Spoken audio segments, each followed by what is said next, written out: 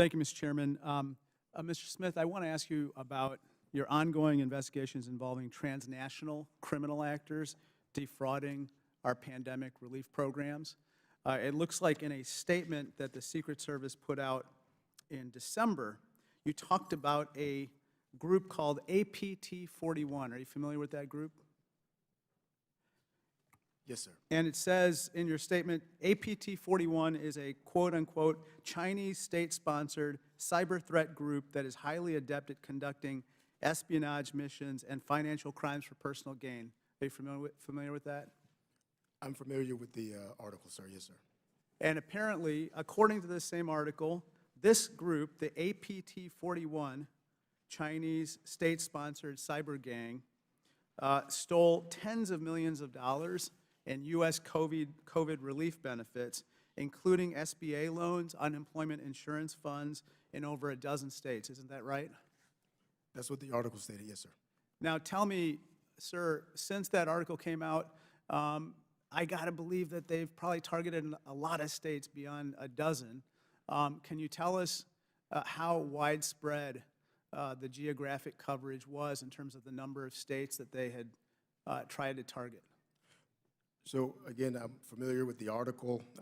Our National Pandemic Fraud Coordinator, who testified last summer, who I appointed to that position, as a supervisor in one of our field offices. The spirit of what he was conveying was that it is unimaginable that organized transnational criminal organized groups did not look to exploit pandemic-related fraud no different than an American would. There are some commonalities between some of the thousands of bank accounts that we've seen used to move illicitly gained pandemic fraud resources that were also being used by some of those transnational criminal organized groups, to include the one you mentioned.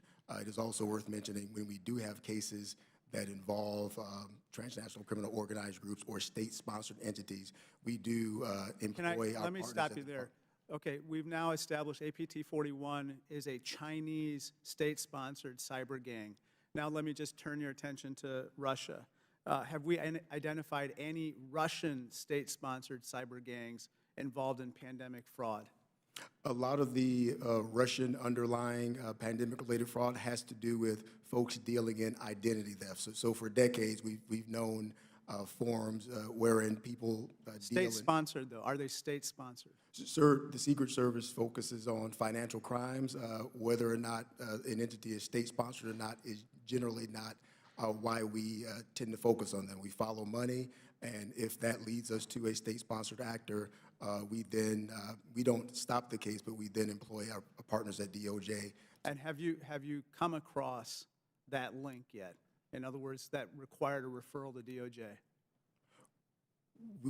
The referral to DOJ is actually part of the task force the DOJ started at the beginning of the pandemic. So there are cases wherein we have some linkages or commonalities between cases we're working for financial crime reasons, and there may be a state-sponsored actor that has some commonalities there. Okay, so now we've established that there have been Chinese state-sponsored cyber gangs as well as Russian state-sponsored and linked to the state individuals who've committed pandemic relief crimes. Sir, what I said was that there are commonalities between some of the accounts and other indicators we've seen. That's what I said. Okay. Now, with regard to APT-41 in particular, in your statement, I'm sorry, the U.S. Secret Service's statement, it said it was quote-unquote state-sponsored. Now, have you been able to identify any evidence that the Chinese Communist Party ordered or asked this particular cyber gang to commit this fraud, or do we have evidence that they just merely looked the other way and permitted them, knowing them, to have committed this fraud? Sir, I have no evidence as to what the Chinese government ordered a transnational criminal organized entity to do. Are there any other cyber gangs, state-sponsored, either Chinese or Russian or any other state-sponsored criminal gangs that have committed pandemic fraud? Sir, just last year, we disrupted a transnational criminal organized group known as Black Axe. They're Nigerian-based. They were operating in South Africa, and they have a long-standing history of committing a lot of different types of fraud, and they used a lot of the pre-existing money mules.